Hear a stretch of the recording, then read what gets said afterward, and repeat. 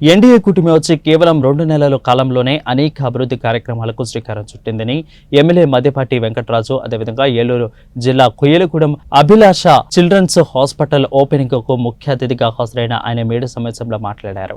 ఈ సందర్భంగా ఎమ్మెల్యే వెంకటరాజు మాట్లాడుతూ ఎన్డీఏ కూటమి వచ్చి కేవలం 2 నెలల కాలంలోనే అనేక అభివృద్ధి కార్యక్రమాలకు శ్రీకారం చుట్టిందని అన్నారు.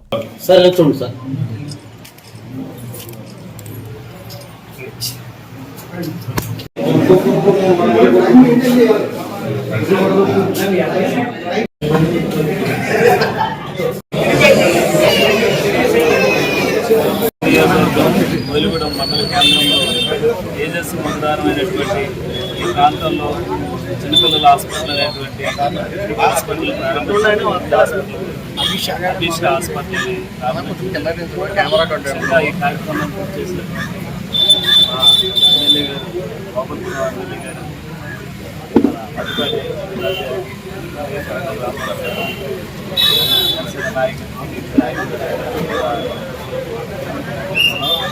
ఈరోజు ఇక్కడ కొయ్యలగూడెం మండలంలో హాస్పిటల్ స్థాపించడం అనేది చాలా సంతోషదాయకం.